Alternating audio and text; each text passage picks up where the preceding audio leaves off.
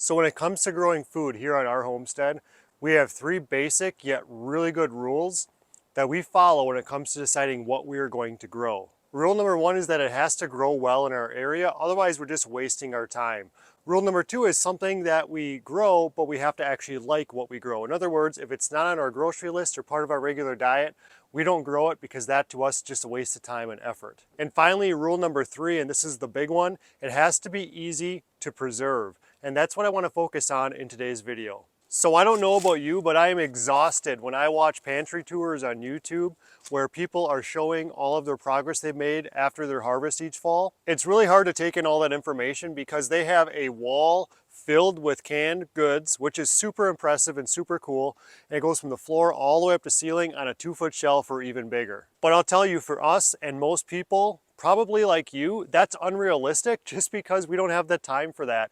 And not to be rude to the people that do have the time for that, but even if we did have the time to do all that canning, we probably would spend our time doing other things. I'm going to be throwing a lot of information at you in this video, but please wait till the end because after all the information, I'm going to share with you a step-by-step systematic process that I would recommend for people to start preserving their food. So let's go back to the rules. Remember, the rules were we only grow things we like to eat, we only grow things that grow well in our area, and we only grow things that are easy to preserve, which begs the question, what do we grow and how do we preserve it? So with all that being said, we take our food that we harvest and place it into three categories. Food that we can, that's number one, that's the tough stuff, that's the time-consuming stuff. Food that we freeze, which is a lot faster, much more efficient. And then food that needs cold storage. Let's talk about the cold storage food, which means you basically need a cold, dark place for it to be in, and it's gonna last a really long time. That's the perfect starting point for beginning gardeners or gardeners like myself that just don't have the time in September. So the food that we grow that goes into a dark, cold area, like our basement, because we don't heat our basement, we heat our main floor, and that's it. That type of food is winter squash, and we have our butternut squash down there right now actually, sweet potatoes, regular potatoes, garlic, and onions. Those are things that would qualify. Now there's a lot of other food that would qualify for that, but those are the main things that most people grow, at least in our area. You can put them into cold storage fairly quickly and they're gonna stay good for months, and even butternut squash can stay good for at least up to a year. I would start with those crops, especially if they're a regular part of your diet. You're not lazy if you don't can. You're just using other alternatives and other technologies that we have instead of canning. Now let's talk about the food that we freeze. We freeze celery, broccoli, cauliflower if we grow it that year. We normally don't grow that. Green beans, what else do we freeze? Peppers, carrots, that's a huge one. Freezing carrots, I love freezing carrots. With the exception of something I'll share in a little bit, but it's kind of like a hybrid between canning and freezing. Just wait for that. And the reason why we do that is because A, we have the space. We have two upright freezers.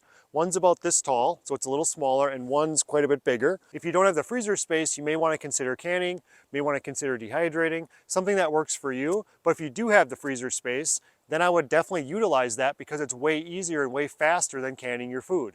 Another thing I want to talk to you about is canning. We like canning, we just wish we had more time for it.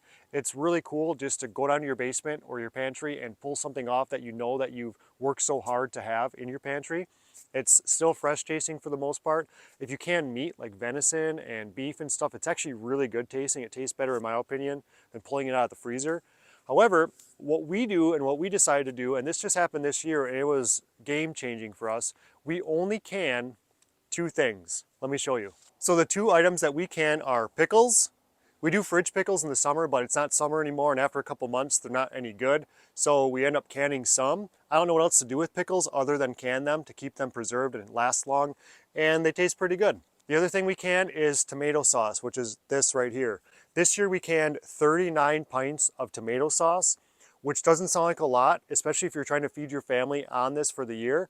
But let's just talk about this for a little bit. Tomato sauce is what I recommend you can.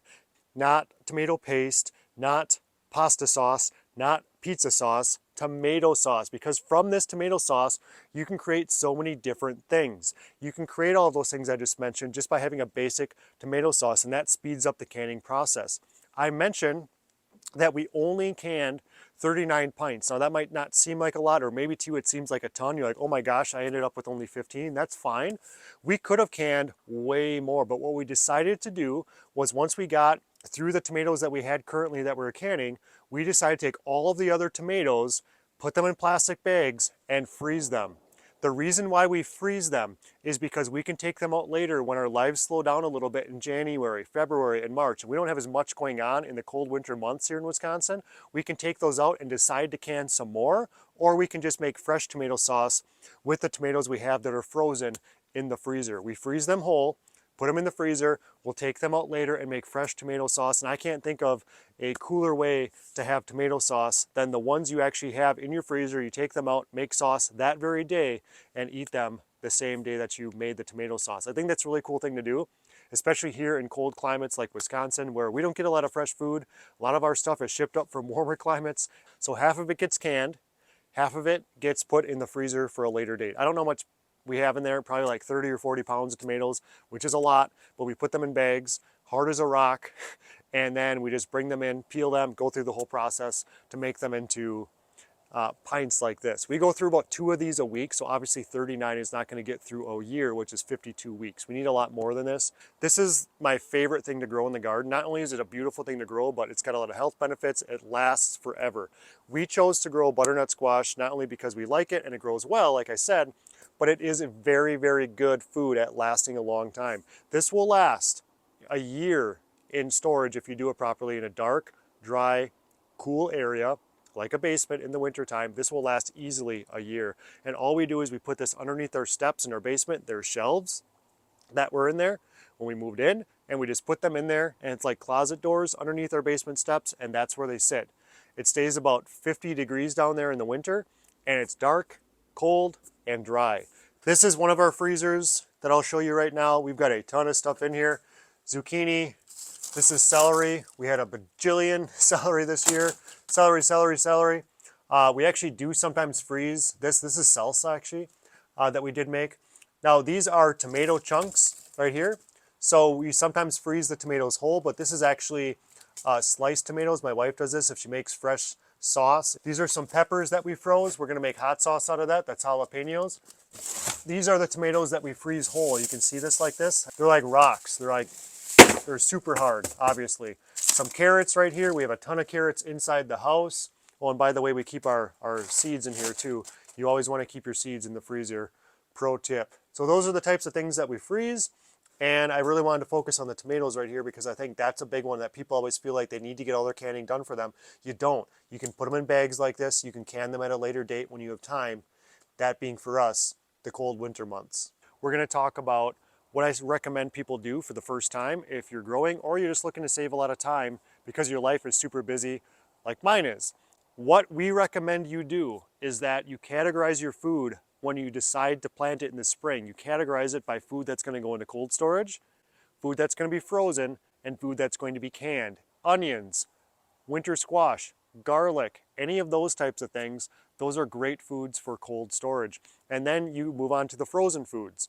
And then you move on to the canning food. So you itemize it that way simply because it's going to make your life a lot easier. And then when it comes to the harvesting season, you know what is a priority, what can wait, what needs to be harvested, and where it's going to go. Make sure you subscribe to the channel if you haven't. Hit the thumbs up.